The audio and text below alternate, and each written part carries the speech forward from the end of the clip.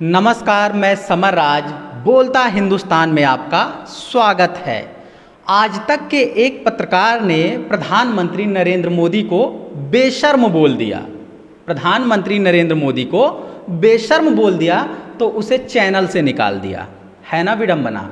क्योंकि अगर आप किसी पत्रकार के पैटर्न को देखें तो चाहे इसके पहले मनमोहन की सरकार रही है, अलग अलग शब्दों से नवाजते रहे हैं, लेकिन इतनी मामूली सी बात अपने सोशल मीडिया आईडी पर, अपने अकाउंट पर जब पत्रकार कुछ लिखता है इसलिए उसे टर्मिनेट कर दिया गया। ऐसा नहीं है कि आज तक के चैनल पर या इंडिया टुडे के किसी अन्य मीडिया चैनल पर उसने ऐसा कुछ लिखा हो। इससे एक बड़ा सवाल उठने लगा है कि क्या कॉरपोरेट के जो मीडिया संस्थान हैं उनमें काम करने वाले व्यक्ति की अपनी आइडेंटिटी और अपनी आईडी का कोई वजूद नहीं रह जाता? क्या उनकी अपनी कोई राय नहीं हो सकती? क्या वो कुछ भी इस तरह से लिख बोल नहीं सकते जो उन्हें गलत लग रहा हो? क्योंकि श्याम मीरा सिंह IIMC यानी भारतीय जनसंचार पत्रकारिता संस्थान से लगभग 3 से 4 साल पहले पढ़ाई कर चुके हैं। जब वो अलग अलग जगहों पर काम करते रहे, अभी हमारे जो जानकारी है लगभग 1 साल के आसपास से वो आज तक में काम कर रहे हैं। तो जब कोई नौजवान पत्रकार है तो उस समय के दौर में, उस समय में जो सोशल मीडिया पर बहस चल रही है, उस बहस में कुछ ना कुछ तो लिखेंगे, बोलेंगे। खासकर तब जब कि आप कोरोना काल को देख रहे हो, 1.5 साल से बदहाली की सूरत को देख रहे हो, जब कोरोना की पहली लहर बिना सोचे समझे किया गया लॉकडाउन हो और दूसरी लहर में लोगों को मरने के लिए छोड़ दिया गया हो और ऑक्सीजन जैसी बुनियादी चीज़ें न दी गई हो, तो कोई भी पत्रकार कुछ ना कुछ तो लिखेगा, कोई ना कोई प्रतिक्रिया तो देगा ही, कंडेम तो करेगा ही। क्या इस बिना पर ये तमाम कॉरपोरेट मीडिया उन पत्रकारों को धमकाना चाह रहे हैं, डराना चाह रहे हैं कि आप हमारे यहाँ काम करेंगे तो अपनी राय ही नहीं रख सकते? क्या ऐसा कुछ समझ में आ रहा है? एक तरफ सवाल उठ रहे हैं कि सरकारें खुद जासूसी करवा रही हैं, क्योंकि जो मामला अभी पेगासस के जरिए जासूसी का आया, कल खुलासा हुआ, वाशिंगटन पोस्ट ने इंटरनेशनली किया और यहाँ पर द वायर ने भी वो खबर पब्लिश की, हमने भी कल लाइव के जरिए आपसे बातचीत की थी। तो वहाँ सरकार शामिल है और अगर कोई सरकार के चंगुल से बचे, उसकी तिकड़मबाजी से बचे, ही उन संस्थानों में राय रखने के लिए उसे कीमत चुकानी पड़े। तो ये सब बड़े सवाल हैं जो लग रहा है कि पत्रकारों के लिए कितना कठिन दौर है और वो तमाम पत्रकार क्या करें जो अपनी राय रखना चाहते हैं, जो कुछ रिपोर्ट पब्लिश करना चाहते हैं, कुछ बोलना चाहते हैं। खैर ये एक अलग बहस है कि कैसी रिपोर्ट और कैसा काम करने पर किसी को सजा मिलती है, क्योंकि उसका हमने एक कल पूरा मामला चर्चा में आधे घंटे के लिए लिया था, खासकर इजरायली कंपनी NSO के जरिए जिस तरह से हुआ था। लेकिन अभी पत्रकार यहाँ क्या करे? अगर वो आज तक में, ABP में, रिपब्लिक में, जी न्यूज में या तमाम उन कॉर्पोरेट मीडिया में काम करता है जहाँ सैकड़ों या मुझे अंदाजा नहीं, हो सकता है कि हजारों की संख्या में लोग काम करते हैं, तो क्या उनकी अपनी राय नहीं हो सकती? किस बात के पत्रकार? क्या इसी टीवी चैनल के, अगर आज तक की बात कर ली जाए तो क्या इसी टीवी चैनल के तमाम दिन रात अपनी राय नहीं रखते रहते? क्या ये किसी को पप्पू, किसी को दलितों की महारानी, किसी को बबुआ, किसी को बुआ, किसी को चारा चोर दिन भर कहते रहते हैं? तो ऐसे किसी को बेशर्म कह देना जब जिम्मेदार पद पर हो, तो उस पर इतना बड़ा एक्शन लिया गया। तो हम उन्हीं पत्रकार से बात करते हैं, श्याम मीरा सिंह हमसे जुड़ गए हैं, तो हम उन्हीं से बात करते हैं कि ऐसा क्या हुआ। श्याम, आप ये बताएं कि ऐसा क्या हुआ कि उस संस्थान को लगा कि आपने बहुत आपत्तिजनक काम कर दिया है? क्या आपके सोशल मीडिया पर लिखना उस संस्थान को किस तरह से चोट पहुंचा रहा था? उन्होंने क्या एक्सप्लेन किया है? समर भाई, थैंक यू पहले तो यहाँ बुलाने के लिए, और उन सारे दर्शकों का शुक्रिया जो यहाँ पे जुड़े। जो मुझे लगता है कि ये केवल एक कंपनी का मसला नहीं है, ये इंडिया टुडे या टाइम्स या जी न्यूज़ का ही नहीं है। जो लोग सीट्स पे बैठे हुए हैं और जो 2 लोग हैं, नरेंद्र मोदी और गृह मंत्री अमित शाह, तो उनका जो जिस तरह से उन्होंने सिस्टम तैयार किया है, उसमें बोलने की केवल श्याम मीरा सिंह को या समरराज को ही प्रॉब्लम नहीं है। अगर मेरे संस्थान जिससे मुझे निकाला गया, अगर उसके हेड भी अगर उस पर कोई बात बोलते उसके मालिक भी अगर उस पर कोई बात बोलते या इन्वेस्टर्स भी बोलते थे, उन सब पे कार्रवाई होती है। अगर कोई एक आईएएस अधिकारी, कोई आईपीएस अधिकारी, कोई सीए, कोई डॉक्टर, कोई चाय वाला, कोई भी इस दौर में कोई भी अगर ढंग की बात कहेगा, ईमानदारी की बात कहेगा, उन सब पर कार्रवाई होगी। तो मैं इसे केवल एक कंपनी के ही पर्सपेक्टिव से नहीं देखता हूँ, ये एक पूरा मतलब एक सिस्टम व्यवस्था है बनी जो। है। हाँ। हाँ, ये जो जिस स्ट्रक्चर की जिस व्यवस्था की बात कर रहे हैं, उसमें ये दबाव क्यों है? सरकार की रत्ती भर आलोचना, वो भी अपने सोशल मीडिया अकाउंट पर भी कोई नहीं कर पा रहा। इसके पीछे कुछ समझ पा रहे हैं? क्योंकि पत्रकारिता के छात्र रहे हैं आप और लगातार सोशल मीडिया पर भी सक्रिय रहे हैं, तो कुछ समझ में आ रहा होगा क्या? 2014 में जब नरेंद्र मोदी का मतलब जब वो इलेक्ट हुए थे, तो उस टाइम पे मैंने एक आर्टिकल पढ़ा था। तो नरेंद्र मोदी के नेचर के बारे में उस पत्रकार ने लिखा था कि वो एक ऐसे प्रधानमंत्री रहे जो अपने नीचे पहले नंबर पर तो वो रहते ही हैं, दूसरे नंबर पर भी वही रहते हैं, और 10वें नंबर तक सिर्फ नरेंद्र मोदी रहते हैं। उसके बाद बाकी लोग स्टार्ट होते हैं। तो उस जिस तरह का हमने प्रधानमंत्री चुने हैं, वो उनका नेचर इस तरह का है। और राइट विंग की जो सरकार है, भाजपा की सरकार है, इवन मैं ये कहूँगा कि किसी भी तरह की सरकार है, वो किसी भी ऐसी आवाज़ को नहीं बर्दाश्त करती है जो उनके खिलाफ हो। और जिस तरह की मीडिया में आपने देखा कि कोविड के बाद भी आईआईएमसी से जहाँ से मैं पढ़ा हूँ, इतनी लाशें हमने देखी, आपने दिल्ली में देखी, और हम सब ने अपने दोस्तों को गंवाया, अपने भाइयों को गंवाया। और उसके बावजूद आईआईएमसी ने एक सर्वे किया कि हमारे देश के पत्रकार ये मानते हैं, 82% यानी 82% पत्रकार ऐसा मानते हैं कि विदेशी मीडिया ने थोड़ा बढ़ा चढ़ा के दिखाया है। तो ये इस देश की पत्रकारिता की स्थिति है। और दूसरा इस बात को जोड़ना चाहूंगा कि बात सिर्फ मीडिया इंडस्ट्री की नहीं है, वो कॉर्पोरेट मीडिया की बात नहीं है। जहाँ से उसकी नर्सरी हो रही है, जहाँ से पत्रकारिता सिखाई जा रही है, कम से कम एक सरकारी संस्थान जो आईबी मिनिस्ट्री के अंतर्गत आता है, वो इस तरह का माहौल बना रहा है कि बदनामी हो रही है, जबकि पूरी दुनिया में वो तस्वीरें देखी कि किस तरह से ऑक्सीजन के बिना लोग तड़प रहे थे और किस तरह से हालात बने हुए थे। खैर, क्या आपने जो शब्द इस्तेमाल किया है कि मैं फिर भी प्रधानमंत्री को बेशर्मी कहूंगा, क्यों? क्या आप साबित कर सकते हैं या कुछ बता सकते हैं कि ऐसा क्या नाराजगी है, ऐसा क्या कमी दिख गई आपको कि आप वर्तमान प्रधानमंत्री को बेशर्म कहना चाहते हैं? देखिए, सेमलेस कहना पहली बात कोई गाली नहीं है, है। और जिस तरह के काम प्रधानमंत्री ने किए हैं, और वो एक नागरिक के रूप में कोई भी आदमी जो एक जिंदा इंसान होगा, उसे वो सारी चीजें चुभेंगी कि कोविड के टाइम पे जब 1-1 लाख केस आ रहे थे, उस टाइम पे भी प्रधानमंत्री रैली कर रहे थे। अब भी वो आके यूपी में ये कहते हैं कि आदित्यनाथ ने अच्छा काम किया, या यूपी सरकार ने अच्छा काम किया, मोदी सरकार ने अच्छा काम किया। तो उन सारी चीजों को देख के कोई भी आदमी एक अंदर से निकलेगा कि यार ये झूठ क्यों बोल रहे हो आप। तो वैसी चीजों में अगर देखा जाए तो बेशर्म काफी संवैधानिक शब्द है उनके लिए, काफी संवैधानिक, सभ्य और शहरी शब्द है। लेकिन वो जो डिजर्व करते हैं और जो चीजें वो बोलते हैं, वो बहुत ज्यादा चीजें डिजर्व करते हैं। मतलब वो पहली बात सबसे कि वो प्राइम मिनिस्टर होना ही डिजर्व नहीं करते हैं। और दूसरी बात, वो जो डिजर्व करते हैं, वो डिजर्व करते हैं कि वो जेल में जाएं, अदालतों के थ्रू, केस के थ्रू, एफआईआर के थ्रू, और इस देश के संविधान के थ्रू। वो केवल एक ही चीज डिजर्व करते हैं कि वो जेल में जाएं। अगर मैंने सीमलेस कहा है तो वो मैंने उन्हें रिहा किया है। और प्रधानमंत्री को इस बात के लिए मुझे शुक्रिया कहना चाहिए कि मतलब एक। आपका कहना ये है कि हमने जो तल्ख शब्द इस्तेमाल किया उसमें तल्खी बहुत कम है। कम अगर है। सही हालातों को देख सके तो इन हम्म, हालातों के हिसाब से और ज्यादा सख्ती से पेश आना चाहिए आम बिल्कुल, जनता को। बिल्कुल। मतलब मेरा क्या यही इससे मानना है। आप एक चीज देखते होंगे, इससे ये आरोप लगेगा कि पत्रकार का काम तो पत्रकारिता करना है, इस तरह से कोई राय देना नहीं है। तो इसके काउंटर में आपके पास कोई जवाब है? क्योंकि अक्सर हम लोग सुनते रहते हैं कि कम से कम व्यवस्था का बचाव करने वाले तमाम पत्रकार यही बात करते हैं, हमारा हम्म, काम सिर्फ खबर देना है। बिल्कुल, मैं उन लोगों से बिल्कुल सहमत हूँ जो ये कहते हैं कि पत्रकारिता को पत्रकारिता ही करनी चाहिए। और मतलब बेशर्म आदमी को, एक सेमलेस आदमी को सेमलेस कह के मैंने वही काम किया।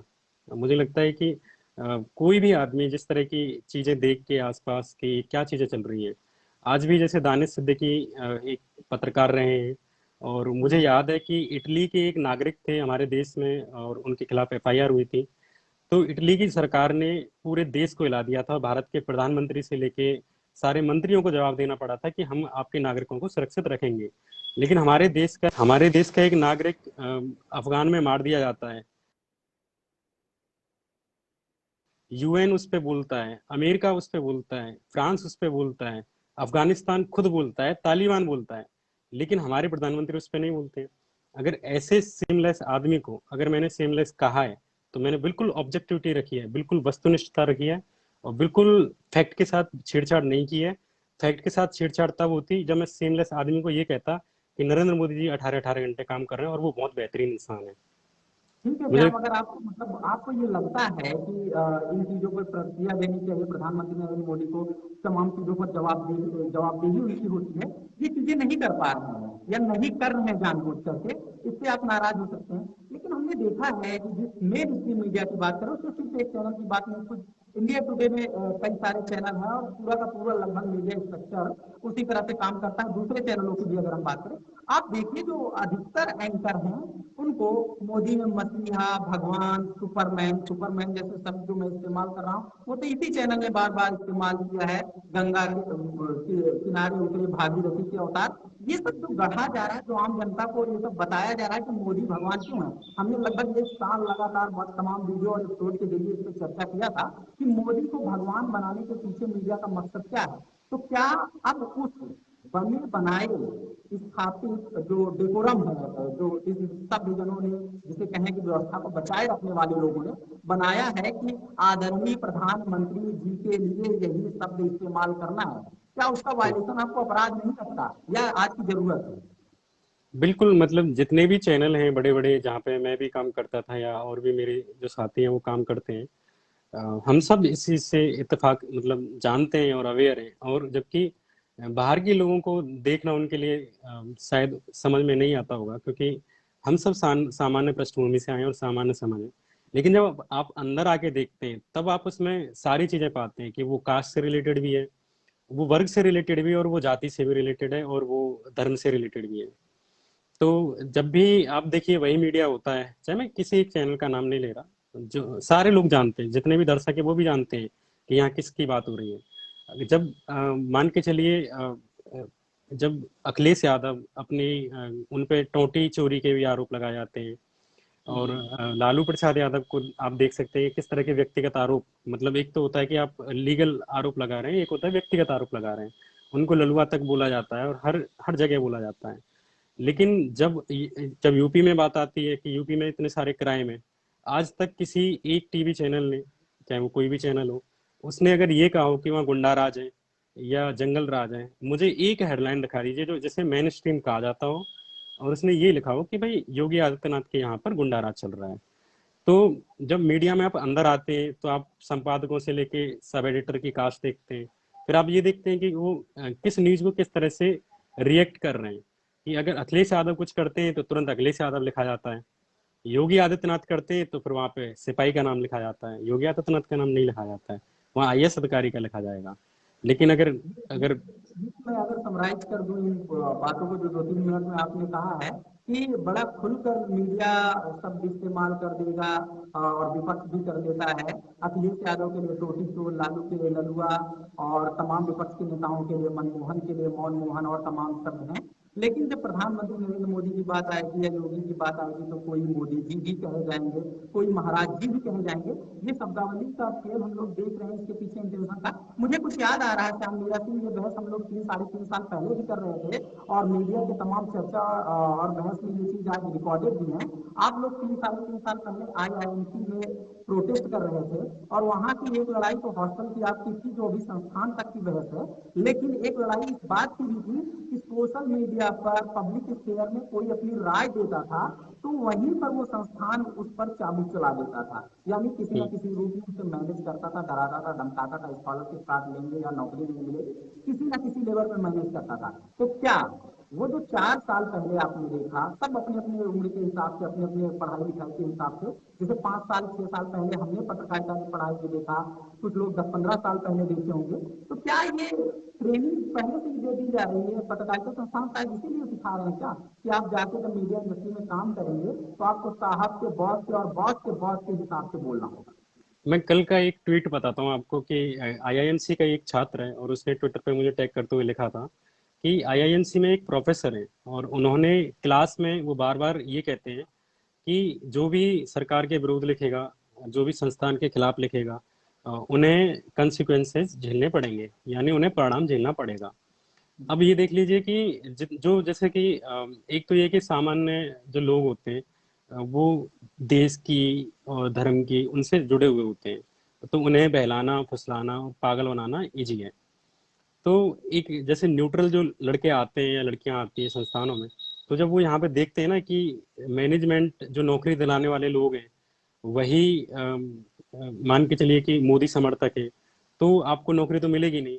तो वो वहां पे फिर उसके साथ डलने की कोशिश करते हैं और डलते डलते वो उसी तरह के हो जाते हैं। मैं आपको एक उदाहरण बताता हूँ कि ब्रिटेन में एक इंग्लिश की एक प्रोवर्ब है, और वो इस तरह है, मैं उसका हिंदी बताता हूँ आपको।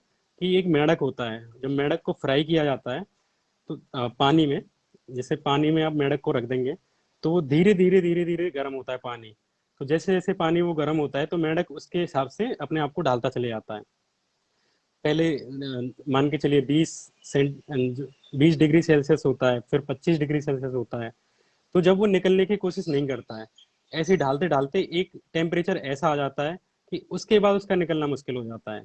तो ये जो हम सारे लोग पत्रकार हैं संस्थान या जो सवाल छात्र हैं। करने पत्रकार श्याम, पत्रकारिता हम्म, संस्थान सवाल करना सिखाने के बजाय हम्म, ये जाकर के 1 साल के लिए 2 साल के लिए छात्र छात्राओं को ढालते हैं कि कैसे हम्म, साहब और साहब के मिजाज के हिसाब से आपको बोलना है। ये जो हम्म, ढालने की प्रक्रिया है जिसमें पत्रकार खुद को ढालते ढालते कुछ तो एकदम से ढाल बन गए हैं, यानी कि हम्म, प्रधानमंत्री नरेंद्र मोदी पर या फिर भारतीय जनता पार्टी की सरकार पर या तमाम सरकारों पर जब सवाल उठता है तो सबसे पहले वो आगे आकर उन्हें बचाने की कोशिश करते हैं।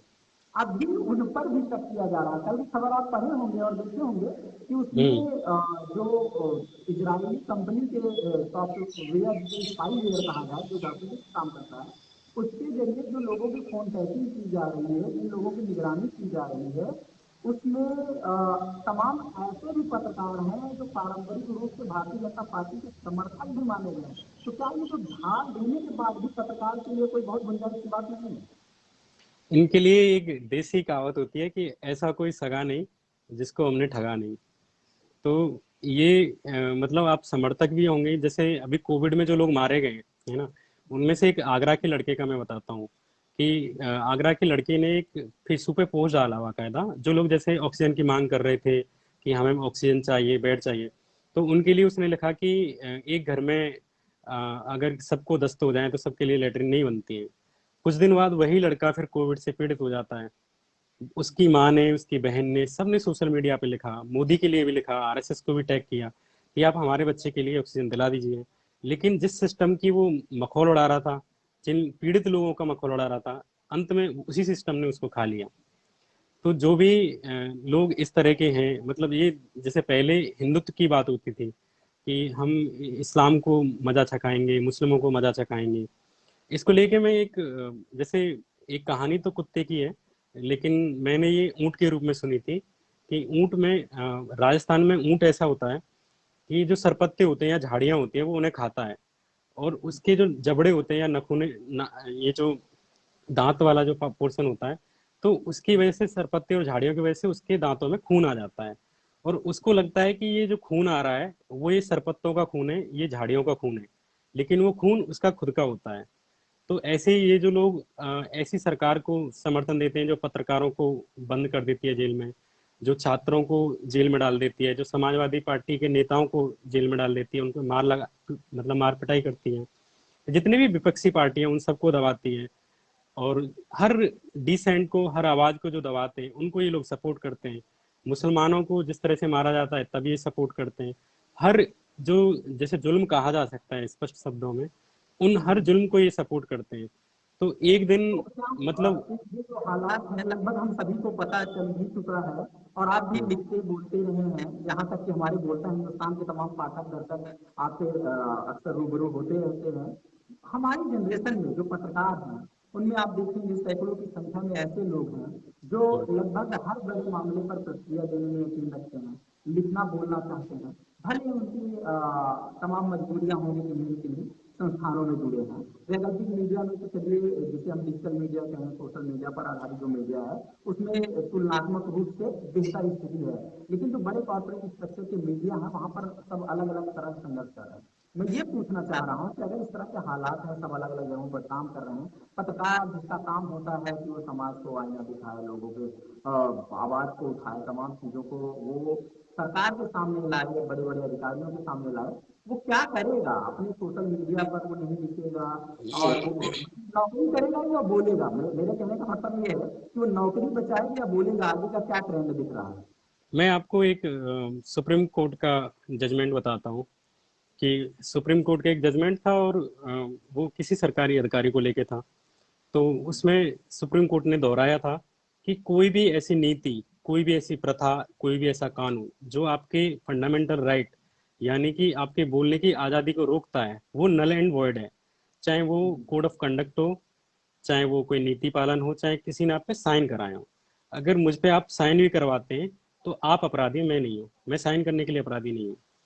तो कोई भी ऐसी चीज, चाहे आप गवर्नमेंट की सर्विस में होके भी, चाहे आप प्राइवेट में किसी कंपनी में काम कर रहे हैं, अगर आपके बोलने की आजादी को अगर रोका जा रहा है तो सुप्रीम कोर्ट के अनुसार वो फंडामेंटल राइट का हनन है। ये जो कोड ऑफ कंडक्ट की बात कर रहे हैं, ये न्यूज का भी आपने उदाहरण दिया, सभी मीडिया संस्थान ऐसे करते हैं। और जो पत्रकारिता सिखाने वाले संस्थान हैं, हमने उन पर भी एक लंबी चर्चा की है पिछले 3-4 सालों में कि इनको तय कौन करता है। क्या इसको इन्होंने लोकसभा और राज्यसभा में 2/3 बहुमत के साथ संविधान सुधार को लाते हुए उस अधिकार को खत्म करते हुए लाए हैं, या मनगढ़ंत बैठ के 2 लोग बना देते हैं कि कोड ऑफ कंडक्ट क्या है? क्या ये उस आजादी के अधिकार के ऊपर इन्होंने पार्लियामेंट में कुछ पास कर लिया है, या अपने आप यहाँ पे ये कुछ एक सहमति है। कर आप मोदी, आपको पूरी आजादी है इसमें। आप गाली नहीं, मर्डर तक कर सकते हैं, इसकी भी आजादी है। लेकिन वो होना चाहिए मोदी समर्थक। हत्यारा अगर मोदी समर्थक है तो वो बचेगा, उसकी जमानत तुरंत हो जाएगी। और ये तो बोलने की आजादी मतलब बहुत छोटी चीज है। इस देश में आजादी बहुत है। आप एक बार बोल के देखिए, आपको कोई भी आके पीट जाएगा। पुलिस को आजादी है, ईडी को आजादी है कि वो रेड कर सकती है, सीबीआई को आजादी है कि वो घर से खींच के ले जा सकती है, पुलिस वालों को आजादी है कि वो किसी भी औरत को पकड़ के पीट सकते हैं। पर वो होना चाहिए मोदी समर्थक। आजादी इस देश में पूरी है। लेकिन जब आप मोदी समर्थक नहीं है, इस सरकार के समर्थक नहीं है, आरएसएस के समर्थक नहीं है, तब अगर आप सांस भी ले पा रहे हैं तो अपने आप को एथलीट की तरह गिनिए। आप एक स्पोर्ट्स जी रहे हैं। इसीलिए इसीलिए 2 तरह का मत डिवाइडेड है। लोग अक्सर कहते हैं कि हमें आजादी चाहिए, आजादी चाहिए, यहाँ पर डेमोक्रेसी होनी चाहिए, और दूसरी तरफ इस्तेमाल किया जाता है टू मच डेमोक्रेसी। तो ये हम्म। दोनों का अंतर इसलिए है कि किस पक्ष की डेमोक्रेसी मतलब बहुत आजाद दिख रही है, जो कहाँ बहुत लोकतांत्रिक व्यवस्था दिख रही है और हम्म। कहाँ पर नहीं है। आखिरी सवाल के तौर पर ये चाहूँ कि नई पीढ़ी के पत्रकार या नए जमाने के पत्रकार क्या करें? इसका कोई तोड़ आप पिछले कुछ घंटों से सोच रहे होंगे, या पिछले कुछ दिनों या 1-2 साल से जब से मीडिया इंडस्ट्री में होंगे, हर रोज सोचना पड़ता होगा कि अपनी राय रखने और इस तरह के पत्रकारिता संस्थान में एडजस्ट होने कुछ हजार रुपए लिविंग यानी सिर्फ सैलरी जो एक आम आदमी की जरूरत होती है उससे, क्योंकि नौकरी भी बहुत जरूरी हो चुकी है, लोगों के पास रोजगार होते नहीं है। तो हम तो बड़े तल्खी भरे अंदाज में बंगाली मीडिया, गोदी मीडिया सब कुछ कहते हैं, लेकिन हम ये भी मानते हैं कि हम अपने अंदाज में या अपनी तरह से सबको नहीं ढाल सकते और सबकी मजबूरी या परिस्थितियों को अपनी जगह पर नहीं रख सकते। लेकिन आप एक पत्रकार होने के नाते वहां पर अंदर काम कर रहे हैं, तो साल भर में कुछ सोचा तो होगा कि नए जमाने के पत्रकार करें क्या? कुछ उनको रास्ता दिखता है, सोचता है कि बोल भी ले और काम भी करें? ये दोनों चीज तो नहीं हो पाएंगी जिस तरह का स्ट्रक्चर है। लेकिन मैं सबसे देखिए, जिस तरह से कि दानिश सिद्दीकी का हमारे सामने एक एग्जाम्पल है। तो जब हम उस तरह के पत्रकार को देखते हैं, है ना, हमारे सामने गौरी लंकेश थी और अभी भी जैसे बहुत सारे ऐसे पत्रकार हैं जो लगातार पंगा ले रहे हैं और बोल रहे हैं, लिख रहे हैं, और उन्हें परेशान किया जा रहा है। जैसे अभी न्यूज क्लिक को आप देख सकते हैं कि न्यूज क्लिक को भी परेशान किया गया। तो वैसे में मैं अपने आप को पत्रकार भी नहीं पाता। मैं मतलब ये ऐसी चीज हो जाएगी कि आपके सामने अम, अम, मतलब ये मतलब मैं अपने आप को नहीं मानता कि मैं अपने आप को पत्रकारों की श्रेणी में रखूं। लेकिन मैं अपने आप को एक सिटीजन की तरह जरूर देखता हूँ कि अगर आप पत्रकार हैं, आप एक चाय बनाने वाले हैं, आप दर्जी हैं, आप टेम्पो चलाते हैं, आप हमेशा अपने आप को एक सिटीजन जरूर मानिए। कि ये जब अहम भी बात है। श्याम, श्याम, ये रोकना चाहूंगा कि अभी तक हम लोग सिर्फ इस नजरिए से चर्चा कर रहे थे कि एक पत्रकार क्या करे, लेकिन बात ये है कि अगर पत्रकार ना भी हो कोई व्यक्ति, तब भी उसे लिखने बोलने का हक होना चाहिए। तो ये हाँ जरूरी नहीं है कि हम ये बात जो कर रहे हैं सिर्फ पत्रकारों पर ला दें। हाँ, तो मेरा यही मानना था कि चाहे वो पत्रकार हो, चाहे किसी कंपनी में एडिटर हो, चाहे वो किसी कंपनी के मालिक हो, चाहे वो दर्जी हो, चाहे वो एक रिक्शा चलाने वाला इंसान हो, कोई भी हो, चाहे वो जज हो, हर इंसान को अपने पद से पहले मुझे लगता है कि एक सिटीजन के रूप में उसे क्या करना चाहिए ये जरूर देखना चाहिए। और मैंने जो काम किया था वो मैंने सिटीजन की तरह ही देख के किया था कि नागरिक होकर मेरे सामने हमारे दोस्तों की हत्याएं हुई और दोस्तों को बोलने नहीं दिया गया, जेलों में डाला गया, हमारे अपने लोगों को अस्पतालों में जगह नहीं मिलती। आज भी अगर मेरे घर में कोई बीमार हो जाए या मैं ही हो जाऊं तो मुझे किसी से पैसे लेके ही अस्पताल में इलाज मिलेगा।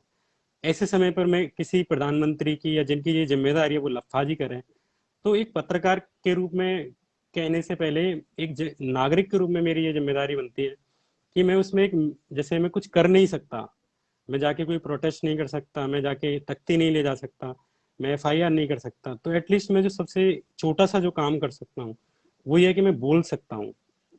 तो मतलब मेरी जो सलाहियत रहेगी किसी के लिए भी या अपील, मतलब सलाह देने के लिए मैं बहुत छोटा हूँ, पर छोटा होकर मैं लोगों से अपील कर सकता हूँ कि वो एक नागरिक के रूप में जरूर बोलें, बहुत ना बोलें, छोटा सा बोलें, पर बोलें। बहुत बहुत शुक्रिया साहब, अपनी तमाम चीज़ों पर हमसे बातचीत की।